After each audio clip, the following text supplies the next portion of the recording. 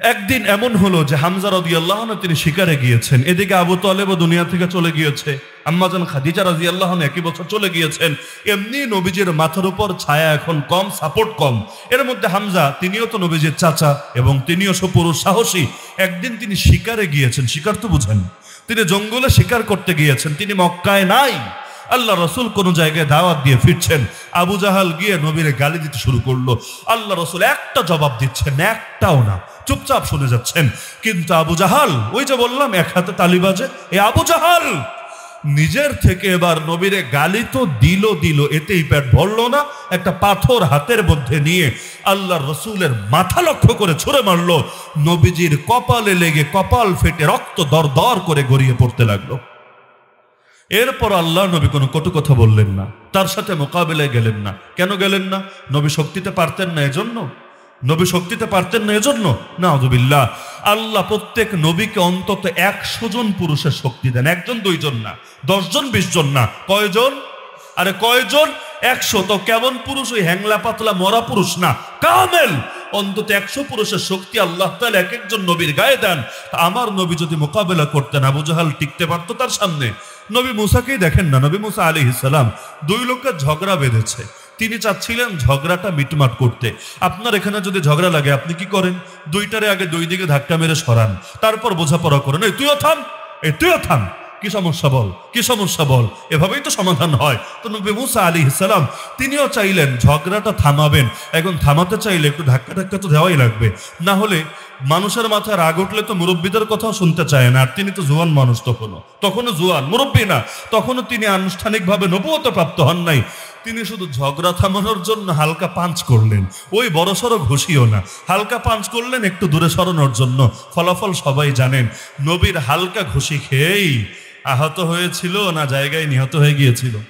তো নবী মুসা আলাইহিস সালামের এক পাঞ্চ খেয়ে যদি অবস্থা হয়, সেখানে সব নবীর সেরা নবী মুহাম্মদুর রাসূলুল্লাহ সাল্লাল্লাহু আলাইহি ওয়াসাল্লাম, যার চাইতে বড় সেনাপতি পৃথিবীতে কেউ ছিল না, যার চাইতে বড় এত কামেল ওয়া আহসানা মিনকা লাম তারাকাতু আইনি ওয়া আজমালা মিনকা লাম তালিদিন নিসাউ, তিনি আবু জাহালকে কোনো জবাব তো দিলেনই না, মোকাবেলা তো করলেনই না। আস্তে করে রক্ত ঝরা অবস্থায় বাড়ির দিকে ছুটলেন। আবু জাহাল সেখান থেকে চলে গেল। একজন সাহাবীও দেখলো না, একজন সাহাবীও না। সাহাবী দেখলেন হয়তো পরে প্রতিশোধ নিত, কেউ দেখে নাই। আর নবী গিয়ে ওদেরকে বলে বেড়াবেন না, আল্লাহ নবীও কাউকে বিচার দেন নাই, কাউকে বিচার দেন নাই। কারণ নবীরা ডাইরেক্ট বিচার দিয়ে দেন জায়গা মতো, ডাইরেক্ট জায়গা মতো। যে হুজুররা জেলে গিয়েছে, বিচার কারে দিবে? কে শুনবে তাদের বিচার? যেখানে ম্যাজিস্ট্রেট পর্যন্ত অনেক জায়গায় জোর করেছে, অপরাধ না করার পরও স্বাক্ষর দিতে বাধ্য করেছে। এমনকি আমাদের সাথে জেল খাটা কারো অভিজ্ঞতা এমনও আছে যে তার সামনে পিস্তল রেখে বলেছে, সাইন দিবি নাকি অ্যাকশনে যাব, সাইন দিবি নাকি অ্যাকশনে যাব। তো এরকম হালতে পড়লে মানুষ অপরাধ না করে অনেক সময় অপরাধের দায় স্বীকার করে বসে। তো সমস্ত ওলামারা তারা কি করতেন? কার কাছে বিচার দিবেন? তো বিচার দিয়েছিলেন একজনের কাছে, তিনি কে? আল্লাহ বিচার শুনেছেন তো, তাই না? আল্লাহ তাআলা ফরিয়াদে সাড়া দিয়েছেন তো, তাই না? যেই ধ্বংস হলেও হয়তো 10 বছর পরে মাজলুমের বদদোয়া লেগে এটা এগিয়ে এসেছে আরো 10 বছর আগে। রাখে আল্লাহ, মারে কে? মারে আল্লাহ, রাখে কে? তা আল্লাহ রাসূল কাউরে বললেন না, আল্লাহর কাছে যা বলার বলে দিলেন। কিন্তু আল্লাহ তাআলার বিচার দেখেন, আল্লাহর বিচার দেখেন। একজন নারী দেখলো এই দৃশ্যটা, যেই নারী নিজেও মূর্তি পূজারী, অমুসলিম, মুশরিক, কিন্তু সে আবার স্বাধীন নারীও না, দাসী। ও মুশরিক আর মনিব মুশরিক। সেই নারী দূর থেকে এটা দেখলো, কিন্তু তার বিবেকে ধাক্কা লাগলো। সে মুসলমান না, কিন্তু বিবেকে ধাক্কা লাগলো। অমুসলিম নারী দেখলো, তার ভেতরে বড় জ্বালা। এখন কি হবে? তিনি চাচ্ছেন কোনোভাবে এটার একটা বিচার হোক, বিচার। কিন্তু কার কাছে বিচার নিয়ে যাবেন? আবু জাহাল নিজেই তো নেতা। তো ফেরাউনের বিরুদ্ধে যদি হামানের কাছে বিচার নিয়ে যায়, কোনো লাভ আছে? কোনো লাভ আছে? তো এখন আবু জাহালের বিরুদ্ধে কার কাছে বিচার দিবে? কে করবে আবু জাহালের বিচার? আবু লাহাব তো করবে না, উতবা তো করবে না, সাইবা তো করবে না। তো তার দিলে জ্বালা মানছে না। এই তরুণ মুহাম্মদ, এই যুবক মুহাম্মদ, এই নিষ্পাপ মুহাম্মদ, এই সুন্দর ভদ্র ছেলে মুহাম্মদ তার সাথে এভাবে গায়ে পড়ে কেন বাঁধলো? এটার একটা বিচার হতেই হবে। চিন্তা করলো কার কাছে গেলে বিচার পাওয়া যাবে। তার মাথায় আসলো এটার বিচার করার মতোই মক্কায় থাকলে একজনই আছে, নাম তার হামজা। অথচ হামজাও কিন্তু তখনও মুসলমান না, মুসলিম। কিন্তু সে জানে হামজা যতই অমুসলিম হোক, হামজার নীতি নৈতিকতা আছে, সাহস আছে। তার চাইতে বড় কথা, নবীর আপন চাচাও বটে, আর বাবার অবর্তমানে চাচা তো বাবারই হতো। সুতরাং সে ভাবলো বিচারটা হামজাকেই দেব। কিন্তু হামজা এলাকায় আছে না বাইরে? এলাকায় আছে না বাইরে গেছে? বাইরে গেছে। সে অপেক্ষায় থাকলো, খালি আসুক, বিচার দেব। হামজা আসলো। ঘরে যাওয়ার আগেই নারী বলল, জানো তোমার ভাতিজার সাথে আবু জাহাল কি করেছে? বললো, কি করেছে? বললো, পাথর মেরে তোমার ভাতিজার মাথা ফাটিয়ে দিয়েছে। অথচ তোমার ভাতিজা কোনো অপরাধ করে নাই, সেই গায়ে পড়ে দ্বন্দ্ব বাঁধিয়েছে, গালি দিয়েছে, সে কোনো জবাব দেয় নাই। তারপরও এক হাতে তালি বাজানোর মতো তার মাথায় পাথর মেরে মাথা ফাটিয়ে দিয়েছে। হামজা রাদিয়াল্লাহু আনহু শুনে রাগে অগ্নিশর্মা হয়ে গেলেন, রক্তে আগুন জ্বলে গেল। তিনি তৎক্ষণাৎ ছুটে গেলেন আবু জাহালের কাছে।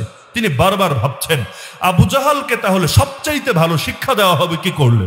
ওরা একটা চর মারবেন, নাকি ওরও মাথা ফাটিয়ে দিবেন, না কি করবেন? তিনি ভাবছেন। তো তার মাথায় আসছে, আমি যদি একটা চরও মারি, আমি যদি ওর মাথাও ফাটাই, এগুলো কিছু সময় পরে হয়তো ঠিক হয়ে যাবে।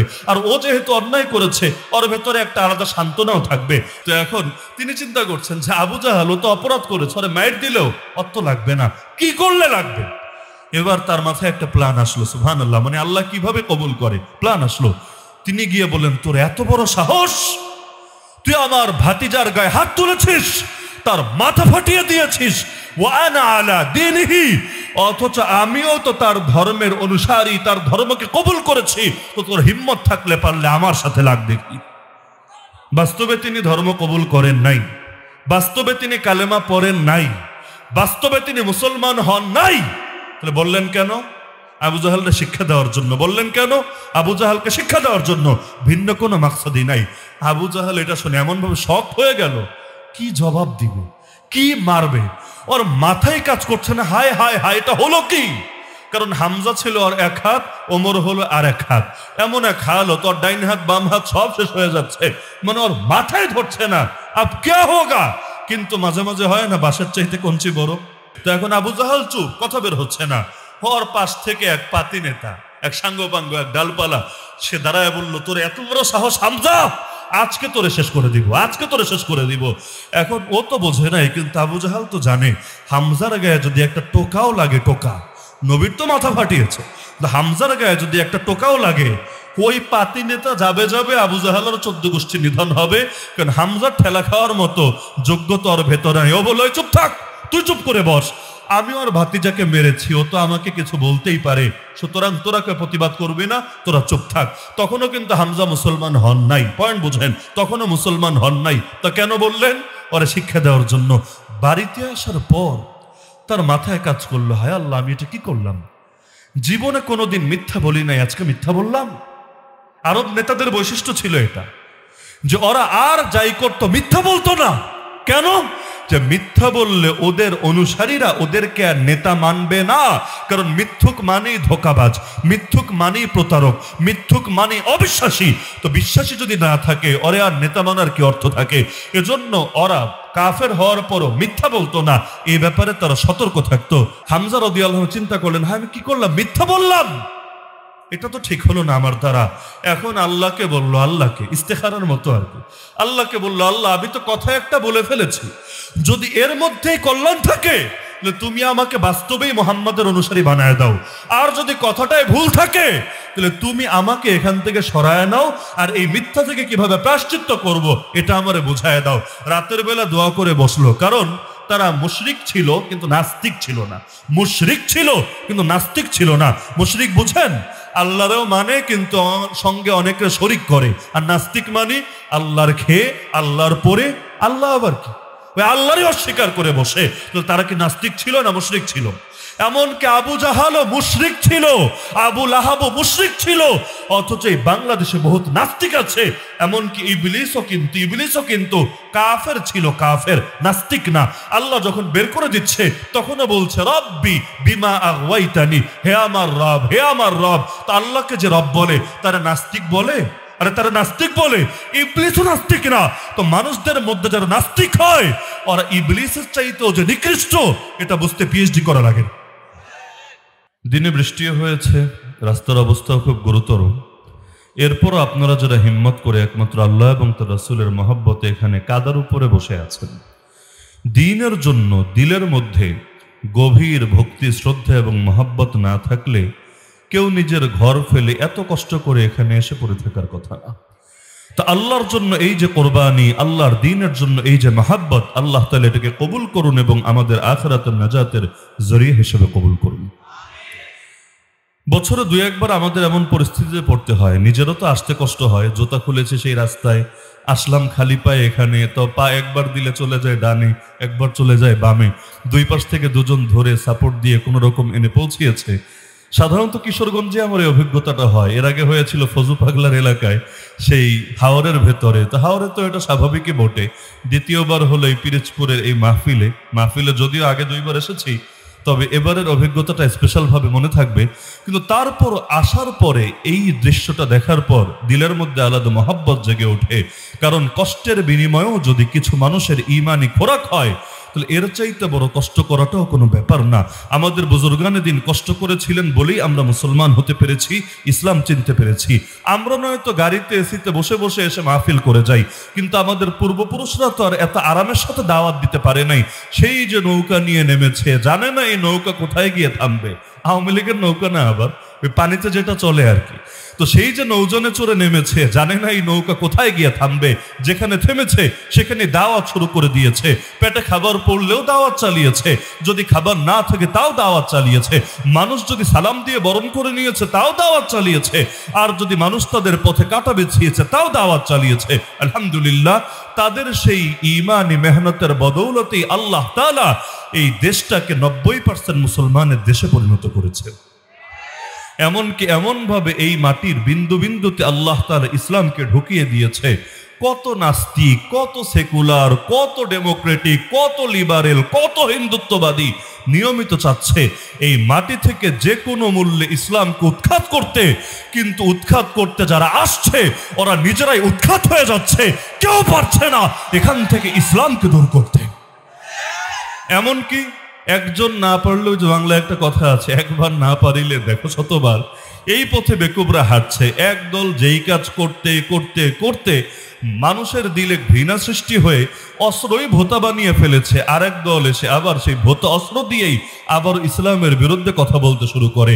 আজকে এক পাগলে বলেছে, তাও লেবাস পোশাক আমাদের মতোই, তবে ধর্ম পরিচয়টা আলাদা। কথা বলছে বাংলাদেশে সাম্প্রদায়িক শক্তির উত্থান হচ্ছে। নাউযুবিল্লাহি মিন যালিক। বাংলাদেশে সবচাইতে বড় সম্প্রদায়ের নাম তো মুসলমান সম্প্রদায়। তো একটা দেশ, যেই দেশে 90% মানুষ মুসলমান, ওই দেশে যদি ইসলামের পক্ষে জাগরণ নাই হয়, ইসলামের পক্ষে উত্থান নাই হয়, তাহলে ওই জাতি তো নিজেদেরকে মুসলমান পরিচয় দেওয়ার যোগ্যতাই হারিয়ে ফেলবে। যেই সময় 313 জন ছিলাম, তখনই তো দুনিয়া আমাদের নাম শুনলে থরথর করে কাঁপতে বাধ্য হয়েছে। আল্লাহ রাসূল বলেন, নুসিরতু বির-রু'বি মাসিরাতা শাহরিন। এক মাসের রাস্তা দূরে থাকতেই আল্লাহ আমাকে এমন একটা মুজিজা দিয়েছে, আমার কথা শুনলেও বাতিলের দিলের মধ্যে ভয় ঢুকে যায়, বাতিলের ভেতরে আতঙ্ক তৈরি হয়ে যায়। এমনকি আল্লাহ কোরআনে আদেশ করে দিয়েছেন, ওয়া'আইদ্দু লাহুম মাসতাতা'তুম মিন কুওয়াতি ওয়া মিন রিবাতিল খাইল তুরহিবুনা বিহি আদুওয়াল্লাহি ওয়া আদুওয়াকুম ওয়া আখারিনা মিন দুনিহিম লা তা'লামুনহুম আল্লাহু ইয়া'লামুহুম। হে মুসলমান জাতি, তোমাদেরকে বলে দিচ্ছি, তোমাদের জন্য ফরজ বিধান, জাতিগতভাবে ফরজ বিধান হলো এই বাতিলের মোকাবেলায় এই পরিমাণ শক্তি প্রস্তুত করে রাখতে হবে, যেই শক্তি দেখলে বাতিলের কলিজার মধ্যে ভয় জাগে। শুধু ওই চিহ্নিত বাতিলই না, বরং আখারিনা মিন দুনিহিম, এমন কিছু লোকেরা যাদেরকে তোমরা চেনো না কিন্তু আল্লাহ ঠিকই চেনে, তার মানে মুনাফিক যাদেরকে বলে, ওই মুনাফিকদের দিলেও তোমাদের ব্যাপারে আতঙ্ক থাকে, ভয় থাকে। ওরা সর্বদা চিন্তা করতে থাকে, ইসলামকে নিভাতে গেলে আমারই মনে হয় নিভায়া ছাড়বে। আল্লাহ তো এটা ফরজ করে দিয়েছেন, ফরজে কিফায়া, গোটা মুসলিম উম্মার উপর ফরজে কিফায়া। উম্মার এই পরিমাণ শক্তি লাগবে যে উম্মাকে নিয়ে কেউ ছিনিমিনি খেলার, উম্মার দিকে কেউ নিজেদের চোখ বাঁকা করে তাকানোর হিম্মতটাও পাবে না। এই যুগের কথা বলছি না, আল্লাহ মাফ করুন। ইসলামকে নিয়ে যার যা মনে চায় বলতে থাকবে, মুসলমানকে নিয়ে যার যা মনে চায় বলতে থাকবে। এমনকি শুধু বলাই সীমাবদ্ধ না, আমরা এই হিম্মত নিয়েই চলি যে নিজেদের ভেতর যত ভুল বোঝাবুঝি হোক, যত মারপিট হোক, কিন্তু আর কেউ এসে আমাদের উপর সওয়ার হবে আর আমরা চুপচাপ বসে বসে দেখব, এটা কিছুতেই হতে পারে না। তো জাতিগত কিছু ব্যাপার তো থাকে। আর পাঠানরা তো মাশাআল্লাহ, পাঠান তো পাঠানি, যারা দেখেন নাই বা যারা ওদের সম্পর্কে জানেন না, এদেরকে বলে বোঝানো সম্ভব না। তো পাঠানদেরকে মারতে এসেছে, বসে বসে মার খাবে না প্রতিরোধ করবে? প্রতিরোধ করাই তো সাহসের পরিচয়, প্রতিরোধ করাই তো তাদের জাতীয় বৈশিষ্ট্য হবে। কিন্তু প্রতিরোধ করলো তারা, দিন শেষে গালিটাও খেলো তারা। জোর যার মুল্লুক তার কি বা করার আছে। মিডিয়া যখন যেভাবে মনে চায় তারই তো জঙ্গি বানাতে থাকে, মজা লাগে। 2 বছর আগেও জঙ্গি বলা হতো কাদের, আর এখন জঙ্গি বলে কাদের। 2 বছর আগে সাধারণ হুজুরদেরকে ধরে নিয়ে জেলে চালিয়ে দিত আর জঙ্গি বলে মিডিয়ায় ট্রায়াল করত, সবাই খুশি হতো। এখন যারা কয়েক বছর আগে হুজুরদেরকে নিষিদ্ধ করে রেখেছিল, এখন পুলিশ তাদেরকেই পেলে সুন্দর করে নিয়ে জেলে ভরে আর মিডিয়ায় রিপোর্ট করে নিষিদ্ধ দলের এতজন গ্রেফতার হয়েছে। কত তাড়াতাড়ি দিন ঘুরে যায়, সুবহানাল্লাহ। 2013-র আগে শাহবাগী শব্দটা ছিল একটা পবিত্র শব্দ, মর্যাদার শব্দ, ওরা গর্ব করে বলতো ওরা শাহবাগী। আর এখন কেউ ওরা শাহবাগী বললে একেবারে ওর ইজ্জত শেষ হয়ে যায়, এটাকে একটা গালি হিসাবে দেখে। এমনকি কোনো হুজুরও যদি এমন থাকে যে শাহবাগ শরীফে গিয়ে ওদের সাথে একাত্মতা পোষণ করেছে, এখন যদি আপনি বলেন কিও শাহবাগী হুজুর কেমন আছেন, দেখবেন তেলে বেগুনে জ্বলে উঠেছে। কেন? আল্লাহ তাআলা এই শব্দটাই এমন ভাবে পচিয়ে দিয়েছে, ওদের গর্বই ওদের জন্য লজ্জার বিষয় পরিণত হয়ে গিয়েছে। তো ইসলামকে কে গালি দিয়ে, ট্যাগ দিয়ে, জুলুম করে দমানো যাবে? সম্ভব না। মহাব্বত টাকা দিয়ে কেনা যায় না, মহাব্বত জোর করে আদায় করা যায় না। ইসলামের মহাব্বত আল্লাহ মানুষদের দিলে এমন ভাবে ঢুকিয়ে দিয়েছেন, আরে সরকার আর কি, রাজা আর কি, দুনিয়ার প্রেসিডেন্ট আর প্রধানমন্ত্রী আর কি, সব রাজা সেরা রাজা আমাদের দিলের উপর যিনি রাজত্ব করেন তিনি তো হলেন রওজায়ে আতহারে শুয়ে থাকা নবী মুহাম্মদুর রাসূলুল্লাহ সাল্লাল্লাহু আলাইহি ওয়াসাল্লাম। আপনি বলেন প্রধানমন্ত্রীর রাজত্ব আমাদের দিলে বেশি না নবীর রাজত্ব আমাদের দিলে বেশি? এই যে রুহানি রাজত্ব, এটা কিভাবে কেড়ে নেবে? এমনকি এজন্য মুসলমান প্রয়োজনে নিজের জীবন কোরবান করবে। নেতারই তো ছাড়ে না। নেতাও যদি নবীর দুশমনের মৃত্যুতে ব্যথা প্রকাশ করে, ওই নেতার বিরুদ্ধে পর্যন্ত তার কর্মীরাই চিৎকার করে জেগে ওঠে যে নেতাজি তোমার থেকে এটা আশা করি নাই যে তুমি নবীর দুশমন, গাজার গণহত্যা সমর্থক, ইসলাম আর মুসলিম উম্মার এত বড় শত্রু, তার মৃত্যুতে তুমি উল্টা কষ্ট পাবা, উল্টা নিন্দা জানাবা, উল্টা শোক প্রকাশ করবা। তোমার মতো নেতার আমাদের দরকারই নাই। কাজী নজরুলের একটা কবিতাও ছিল, রাসূলের অপমানে যদি না কাঁদে তোর মন, মুসলিম নয় মুনাফিক তুই, রাসূলের দুশমন। আল্লাহ হেফাজত করুক। তো এই জন্য এই চেতনা, এই আবেগটা ধরে রাখবেন। দ্বীনের জন্য যত কোরবানি দিবেন ইনশাআল্লাহ দ্বীনের মহব্বত দিলের মধ্যে তত বেশি আসবে। কোরবানি না দিলে মহব্বত আসে না, কোরবানি না দিলে মহব্বত আসে না। মাদ্রাসায় ছাত্র যদি 100টা থাকে, যেই ছাত্রটার জন্য আমি শিক্ষক হিসাবে আমার পরিশ্রম বেশি থাকবে, মেহনত বেশি থাকবে, মুজাহাদা বেশি থাকবে, তাকে নিয়ে আমার প্ল্যান, পরিকল্পনা, আমার স্বপ্ন, আমার মহব্বত এগুলো বেশি থাকবে। সন্তান নিয়েও দেখেন না, দুনিয়াতে আপনার সন্তানের বয়সী বাচ্চা তো কতই আছে, কিন্তু আপনার সন্তানের জন্য এত দিল কেন কাঁদে? এক তো আছে রক্তের সম্পর্ক আর নারীর টান, পাশাপাশি এটাও আছে, তার জন্য আপনার কোরবানি আছে, আপনার কষ্ট আছে। নিজের মাথার ঘাম পায়ে ফেলে রক্তকে পানি করে তাকে খাইয়ে পরিয়ে আপনি মানুষ করেছেন। এমনকি নিজের মুখে খাবার না দিয়ে নিজের আগ্রহের খাবারটাই তার মুখে তুলে দিয়েছেন। মুরগি কিনে এনেও রানটা নিজের প্লেটে না তুলে তার প্লেটে তুলে দিয়েছেন। এই যে এত কোরবানি, এটা তো আর বৃথা যাবে না। ওই কোরবানির দ্বারাই মহব্বত তৈরি হয়।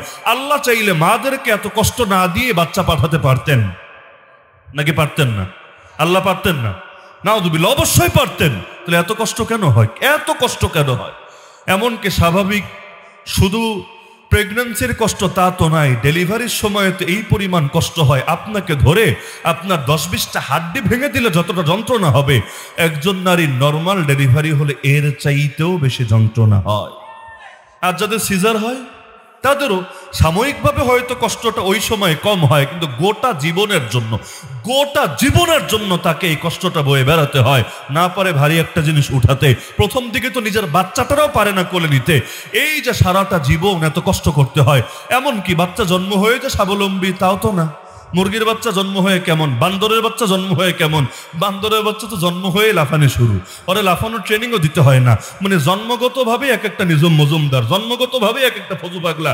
মানে এই পরিমাণ কারেন্ট এক একটার গায়ের মধ্যে থাকে, ওরে শিখিয়ে দিতে হয় না, ও এমনি লাফাতে জানে।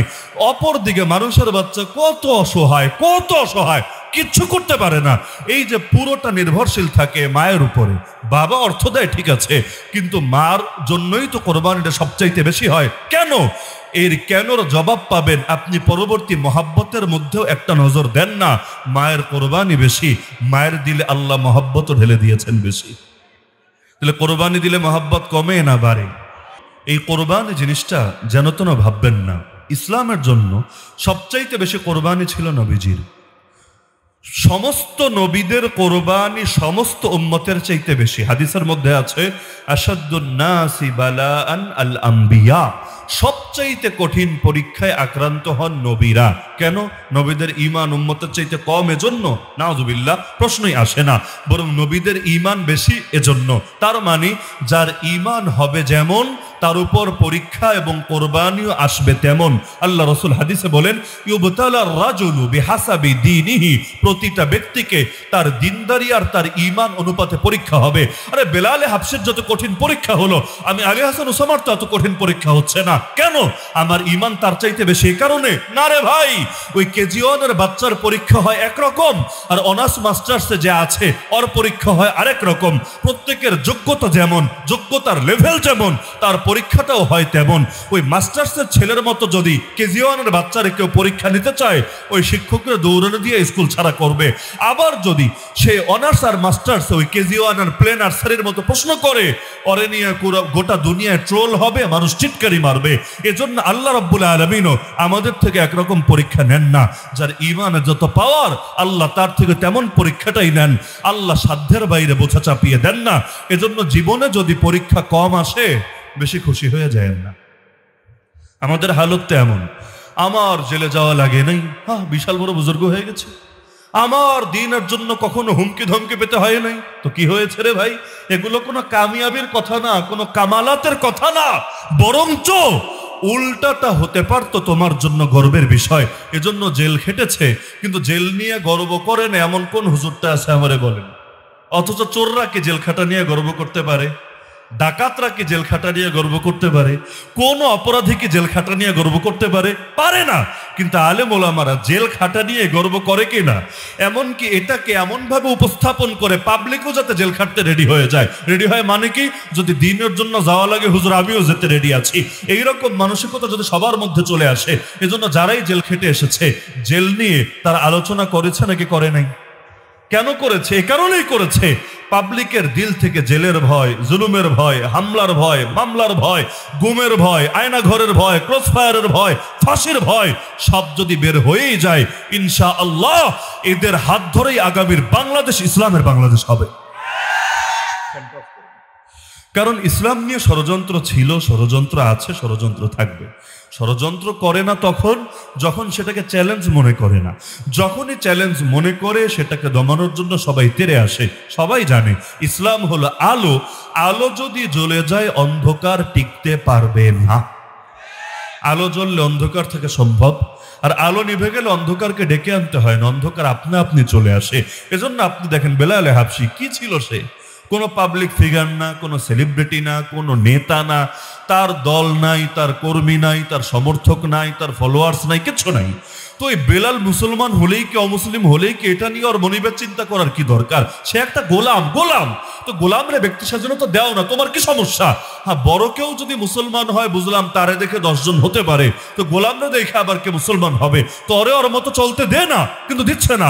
বেলালকে নিয়ে এমন ভাবে জুলুম করছে, সেই মরুভূমির উপর শুয়ে দিল, মরুভূমির উত্তপ্ত বালি, এটাই তো সহ্য করা সম্ভব না। তার উপর বুকের উপরে আবার ভারী পাথর দিয়ে চাপা দিয়ে রাখছে। এরপর বেলালকে বারবার বলছে ইসলাম ছাড়, মোহাম্মদকে ত্যাগ কর, ইসলাম থেকে নিজেকে আলাদা কর। বেলাল নো মুসলিম, অত দোয়া দুরুদও জানে না, অত আয়াত হাদিসও জানে না, যেটা জানে বা সেটাই বলে দিচ্ছে। আঙ্গুল একটা উঁচু করছে আসমানের দিকে আর চিৎকার করে বলছে আহাদ আহাদ আহাদ আহাদ। আমরাও যেমন বলি কুল হু আল্লাহু কুল হুয়াল্লাহু আহাদ, আহাদ মানে হলো এক। বেলাল বলছে এক এক এক, যতই মারো মুখ দিয়ে বহুত্ববাদের কথা বের হবে না, যতই মারো মুখ দিয়ে শিরকের কথা বের হবে না, যতই মারো মুখ দিয়ে আল্লাহ ছাড়া নবী ছাড়া অন্য কারো প্রতি আনুগত্যের কথা বের হবে না। তাহলে বেলালের মতো একজন সাধারণ মানুষকে মেনে নিতে পারছে না। সুমাইয়া রাদিয়াল্লাহু আনহা একজন বৃদ্ধা সাহাবী, কোনো তরুণীও না, যুবতীও না, বৃদ্ধা সাহাবী, যার ছেলেই তখন জুয়ান, আম্মার বিন ইয়াসির। আম্মার রাদিয়াল্লাহু আনহা মাই হলো সুমাইয়া রাদিয়াল্লাহু আনহা। তা আম্মার নিজেই তো যুবক, তার মা, তাহলে বয়স যে একেবারে কম নয় এটা তো বোঝাই যাচ্ছে। এই নারীকে পর্যন্ত আবু জাহাল গায়ে পড়ে দ্বন্দ্ব বাঁধালো, গায়ে পড়ে। বিকালবেলা তিনি ফিরে আসছেন, গায়ে পড়ে তার সাথে দ্বন্দ্ব বাঁধিয়ে গালিগালাজ করতে লাগলো। তো মুসলমানকে গালির জবাবে গালি দেয় নাকি? আরে গালির জবাবে গালি দেয় নাকি? প্রশ্নই তো আসে না, কারণ মুসলমান ইসলাম তাদেরকে এটা শিক্ষা দেয় না। এই যে বাংলাদেশে খালি গালি দেয় না যে হুজুররা উগ্রপন্থী, হুজুররা কট্টর, হুজুররা এই, হুজুররা সেই। আমি খালি চিন্তা করি, আপনারা আমার চিন্তার সাথে একমত হবেন কিনা জানি না, আমি খালি চিন্তা করি হুজুররা যদি আসলেই উগ্র হতো, আসলেই কট্টর হতো, তাহলে তো বেটা 16 বছর নেয় আর বহু আগেই তোদের দৌড়ানি খেয়ে হুজুরদের হাতে নাকারি চোবানি খেয়ে এদের সারা লাগতো। ওই 13 সালের রক্তের বদলেই যদি হুজুররা নিতে যেত, বাংলাদেশে হুজুর কম নাকি? কি হুজুর কম নাকি? প্রতিটা হুজুরের ফ্যামিলি নাই, প্রতিটা হুজুরের বন্ধু বান্ধব মহাব্বতের লোক নাই। তো এরকম হিসাব করলে দেখবেন কয়েক কোটি মানুষ হুজুরদের সাথে আছে নাকি নাই। এরপরও যে হুজুররা খালি চুপচাপ মায়ের খেয়ে গিয়েছে, খেয়ে গিয়েছে, খেয়ে গিয়েছে, সবরের শেষ সীমা পর্যন্ত পৌঁছে গিয়েছে। মানে যত সবর করা সম্ভব এর শেষ মাকাম পর্যন্ত তারা সবরের পরিচয় দিয়েছে। এত কিছুর পরও গালিটা খালি হুজুরদেরই খাওয়া লাগে। অথচ রাস্তাঘাটে দিনে দুপুরে পাথর মেরে হত্যা করে ফেলে ওদেরকে উগ্র বলে না। চাঁদার জন্য মানুষকে খুন করে ফেলে ওদেরকে উগ্র বলে না। রাস্তাঘাটে মানুষ এখন দিনে দুপুরে পর্যন্ত চলতে ভয় পায় যাদের জন্য, ওদেরকে পর্যন্ত উগ্র বলে না। ফেসবুকে একটা সমালোচনা করলে পর্যন্ত বাড়ি ঘরে এসে হামলা চালায়, ওদেরকে মানুষ উগ্র বলে না। এমনকি যাদের নেতাকে যদি গণতান্ত্রিক উপায়েও সমালোচনা করেন, পারলে যেন আপনারা গিলে খাবে, ওদেরকে উগ্র বলে না। উগ্র বলে খালি হুজুরদেরকে। যাদের চাইতে শান্ত মানুষ এই দেশে দ্বিতীয় কাউকে খুঁজেই পাবেন না। এখন বলবেন কেন গালি দেয়? যদি হুজুরদের পক্ষ থেকে কিছু নাই হয়, এক হাতে তালি তো বাজে না, তালি তো দুই হাতেই বাজাতে হয়। না রে ভাই, এই কথা সব জায়গায় চলে না। কিছু মানুষের কারেন্ট এত বেশি থাকে ওদের এক হাতেই তালি বাজতে থাকে। কি বিশ্বাস হয় না?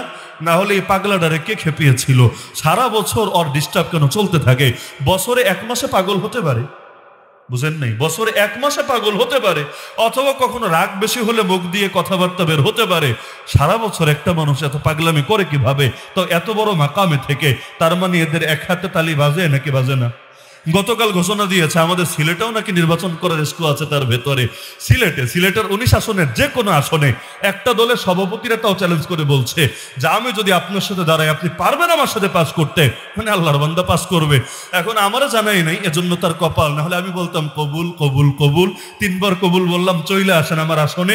আপনার কত ভক্তি আছে, মানুষের শ্রদ্ধা আছে, প্রমাণ হবে ইনশাআল্লাহ যথাসময়ে।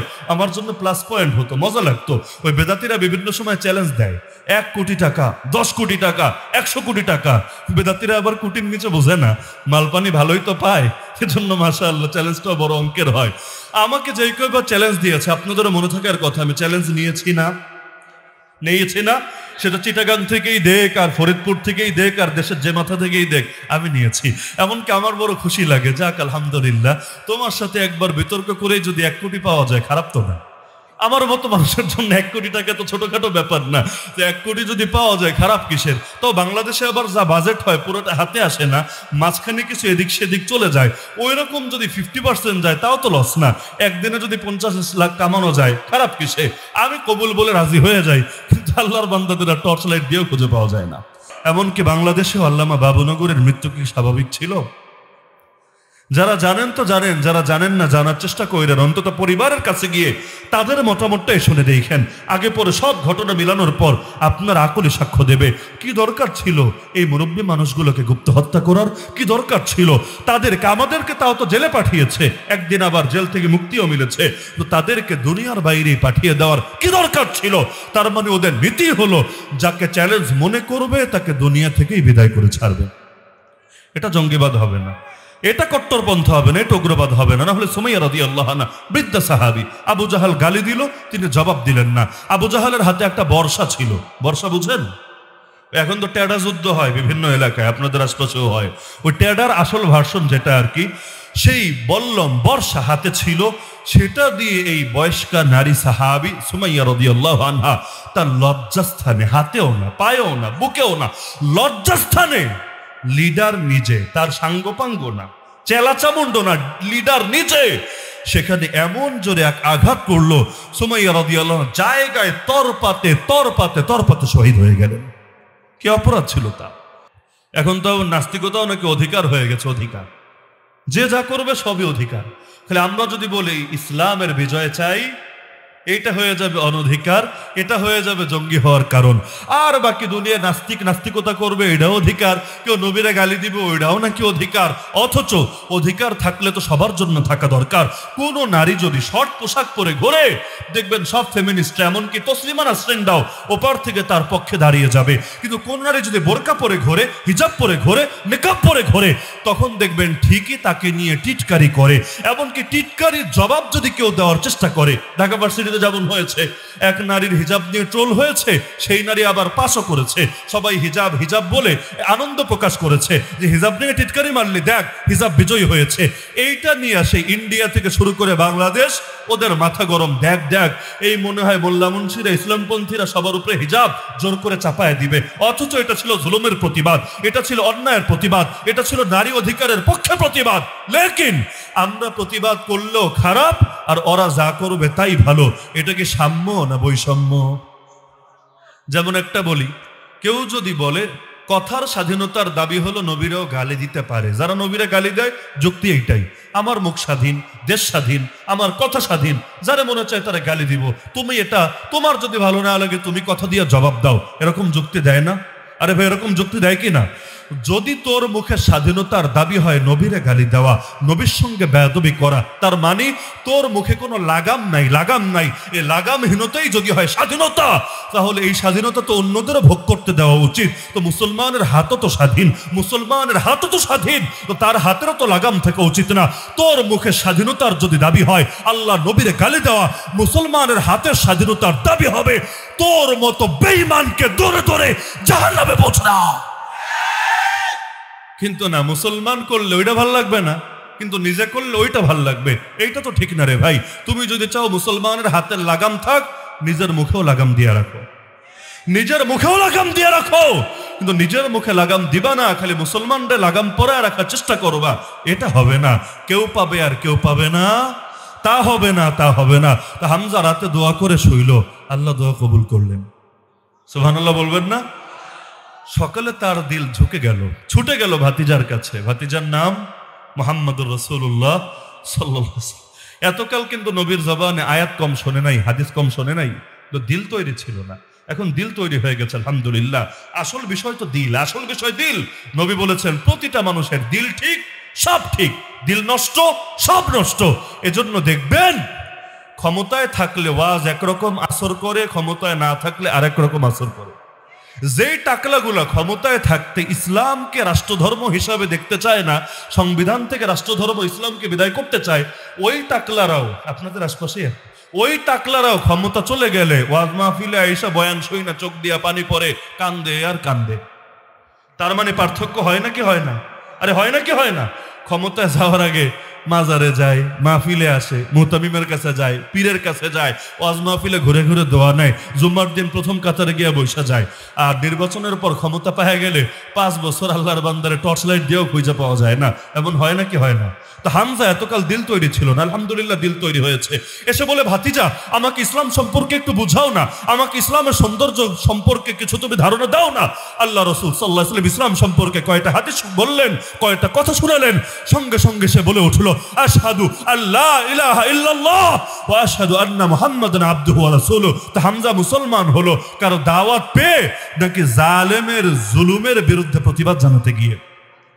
তাহলে এখান থেকে আমরা একটা বাস্তবতা বুঝতে পারি, ইসলাম এমন জিনিস, এটাকে যে দমাতে চায়, যত বেশি দমাতে চায়, ইসলাম তত বেশি শক্তি নিয়ে এগিয়ে যায়।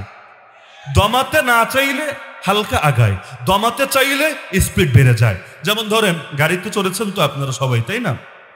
বেশি লম্বা করবো না, আলহামদুলিল্লাহ আমাদের মহব্বতের ব্যক্তিত্ব মুফতি আতিকুল্লাহ সাহেব চলে এসেছেন, তিনি আলোচনা করবেন। আপনারা গাড়িতে চললে দেখবেন আপনার গাড়ি স্বাভাবিকভাবে আগাচ্ছিল, পাশ থেকে কোনো ড্রাইভার উল্টাপাল্টা করে বারবার হর্ন টর্ন চেপে চাপা একটা দিয়ে ওভারটেক করে চলে গেল। এখন কি আপনার ড্রাইভার আগের মতোই চালায়, ওর মধ্যেও কারেন্ট বেড়ে যায় কি? নর্মালি এটা হয় না? হ্যাঁ, মালিক যদি নিজে গাড়ি চালায় আবার আস্তে আস্তে চালায়, তার ভয় থাকে। কিন্তু ড্রাইভাররা যদি গাড়ি চালাতে দেয় না, তারে যদি এভাবে কেউ তার পাশে খেলা দেখায়, তাহলে তার গতি স্বাভাবিক থাকে না গতি বেড়ে যায়। তাহলে দুনিয়া সিস্টেমটাই এমন। আপনি রাস্তা দিয়ে হাঁটছেন, এক দেয়ালে লেখা কেউ ভেতরে তাকাবেন না, দেয়ালে লেখা। কোনো বাড়ির দেয়ালে লেখা নাই, একটা বাড়ির দেয়ালে লেখা কেউ ভেতরে তাকাবেন না। এই লেখা দেখলে কেউ আর তাকাবে না, তাই না? কেউ তাকাবে না, সবাই তাকাবে। কি রে, ভেতরে যদি কিছু না থাকে তাকাতে নিষেধ করলো কেন রে? বাচ্চারা তো ডাইরেক্টে তাকাবে, মুরব্বীরাও চিন্তা করবে। ডাইরেক্ট না তাকালেও চোখের কোনা দিয়ে দেখার চেষ্টা করি अंदर में क्या चल रहा है, না হলে এটা লেখার কি কারণ আছে? এজন্য আরবিতে প্রবাদ আছে, আল ইনসানু হারিসুন আলা মা মুনিআ, মানুষ নিষিদ্ধ জিনিসের ব্যাপারে বেশি আগ্রহী থাকে। এই দেশে যে হুজুরদেরকে নিষিদ্ধ করতে চেয়েছে, ওই হুজুরদের জনপ্রিয়তা কমেছে না বেড়েছে? এই যে আশপাশ থেকে যে পাগলাগুলা ইসলামের বিরুদ্ধে, ওলামাদের বিরুদ্ধে কথা বলছে, এর কারণে ওলামারা এখন আর মাহফিলে দাওয়াত পাচ্ছে না, এর কারণে এখন আর কেউ ওয়াজ মাহফিল শুনতে আসছে না, এর কারণে কেউ আর মসজিদ মাদ্রাসায় দান করছে না, এর কারণে মসজিদের মুসল্লি হচ্ছে না। এমন নাকি উল্টা ওদেরই ভাত শেষ হয়ে গিয়েছে? একে একে একে আল্লাহ দেখিয়ে দিচ্ছেন। এখনো জাতীয় নির্বাচন আসে নাই, সাধারণ নির্বাচনগুলোতেই যেভাবে চিত্র পরিবর্তন হচ্ছে। হচ্ছে কেন? রাগের কারণেই হচ্ছে। কারণ তুমি কাউকে গালি দিয়ে দমাতে চাইবা, আর যার জন্মই হয়নি 71 সালে তারও রাজাকার বলবা, তারও তুমি যুদ্ধাপরাধী বলবা, কথায় কথায় মৌলবাদী, কথায় কথায় কট্টরপন্থী, কথায় কথায় জঙ্গি বলবা। আর এই ভোতা অস্ত্র ব্যবহার করে অতীতেও যারা গুলি চালাতে চেয়েছে, গুলি উল্টা ব্যাকফায়ার করে ওদের বুকে ফুটো করে দিয়েছে। নেপালি থেকে গোপালি, গোটা দুনিয়ার মধ্যে যুব সম্প্রদায়ের মধ্যে যে জাগরণ তৈরি হয়েছে, আগামী দিনেও যারা সেই ভোতা অস্ত্র নিয়ে আবারও ইসলামকে, মুসলমানদেরকে, ওলামাদেরকে দমাতে আসবে, আগের ওয়ালাদের পরিণতি যা হয়েছে ওদের পরিণতি এর চাইতে আরো নিকৃষ্ট হবে। সবে মাত্র হলুদ কার্ড চলছে, জাস্ট ওয়ার্নিং, ভিন্ন কিছু না। হলুদ কার্ড চলছে, হলুদ কার্ড দেখা যদি বুঝে চলে আসে আলহামদুলিল্লাহ, বুঝে আসলে ভালো। তারাও আমাদের ভাই, তারাও আমাদের বোন, তারাও মুসলমান, তারাও আমাদের ধর্মের অংশ, তারাও এই দেশের নাগরিক। বুঝে আসলে আলহামদুলিল্লাহ, বাকি খেলা চলবে, স্বাভাবিক নিয়মে চলবে, সমস্যা নাই। কিন্তু হলুদ কার্ড খায়াও যদি বুঝে না আসে, আবার যদি ফাউল করে, তাহলে কার্ড কি হলুদই থাকে না লাল দেয়া লাগে?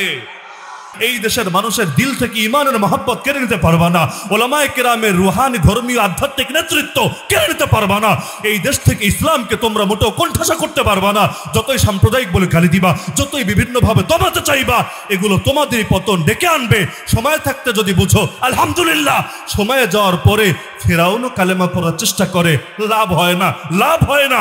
সুতরাং সময় থাকতে যদি বোঝো, অন্তত ইজ্জতের সাথে বাকি দিনগুলো কাটার ব্যবস্থা হলেও হতে পারে। কিন্তু সব ব্যাপারে আপোষ চলে না। নবীর ব্যাপারে আপোষ আছে নাকি?